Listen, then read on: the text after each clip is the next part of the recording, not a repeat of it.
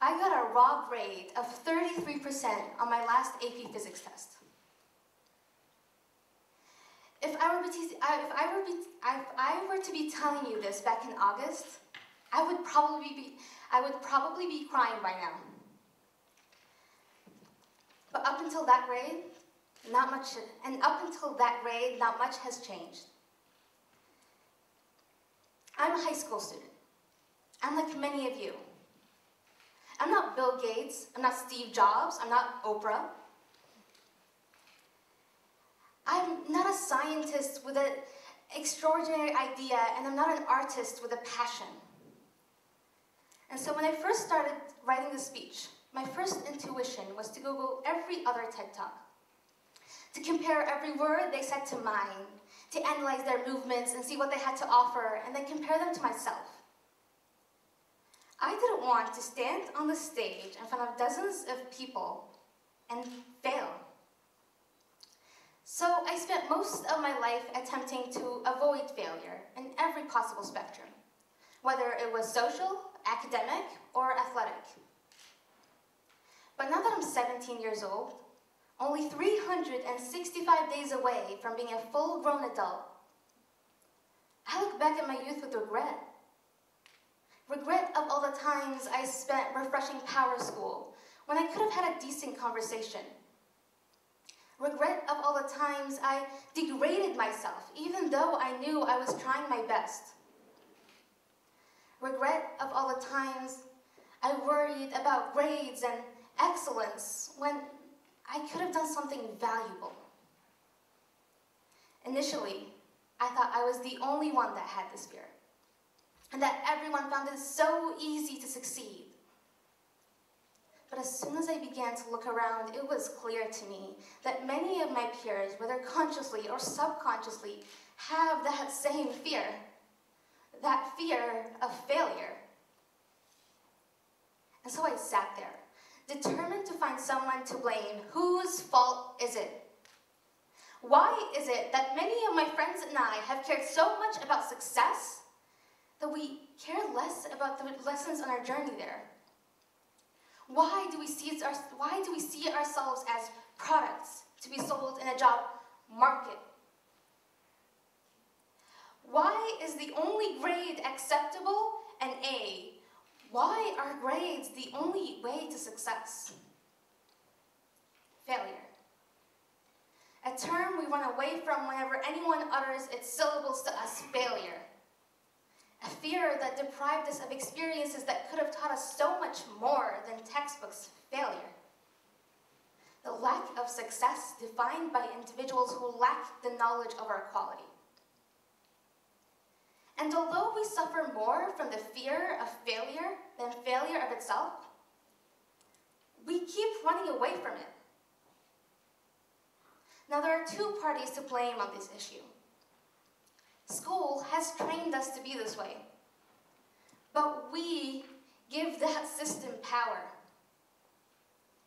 Studies show that 75 to 90% of college students admitted to cheating in high school. If we applied this on our high school, that means 300 to 350 students cheat on some of their tests. That is 300 to 350 students who don't ethically deserve the grades that they received. But instead of talking about ethics, or the lack of, if we look at the driving factor, it is always that fear of failing.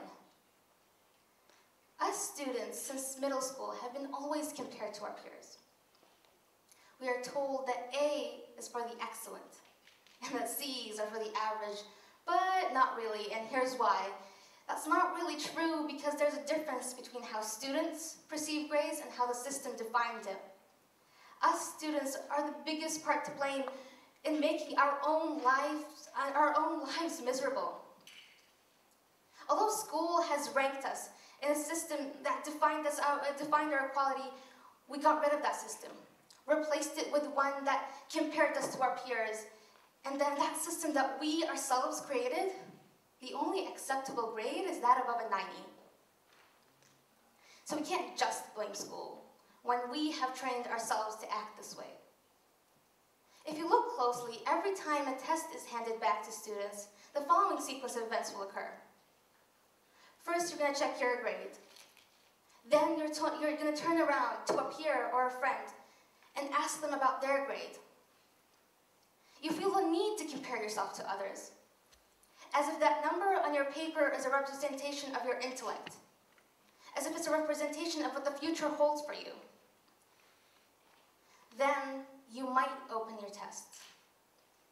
Then you're going to look around, find your mistakes, not for the purpose of learning, but to scavenge for more grades and more points so that if you're lucky, you might gain an extra 1%. This cycle happens again and again and again and again and again after every test. And soon enough, we cared less about what we learned and more about the grades we earned. And then, and only then, is where you have up to 90% of your students cheating on their tests. So I'd argue that this is the time to talk about ethics. Who has the right to crush many youth, to brainwash them into aiming for a point that a stranger set as success? No dictionary has the right to draw a line between failure and success. We are the holder of that pen.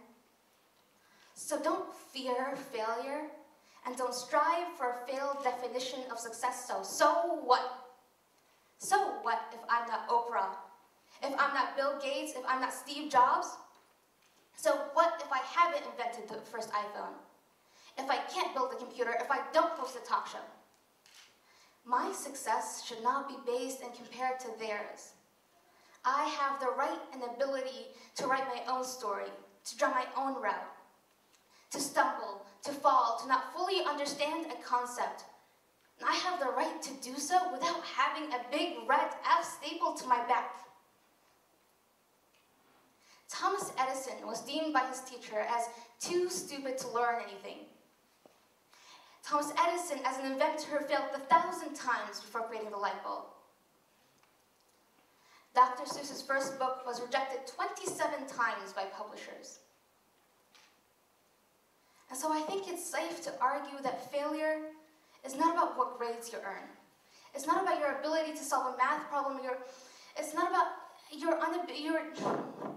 not about not being able to understand a complex idea. It's not about not being stuck in a long math problem. You fail the instant you let that Power School notification demotivate you. You fail the instant that you let that lead you to drop your pen and stop trying.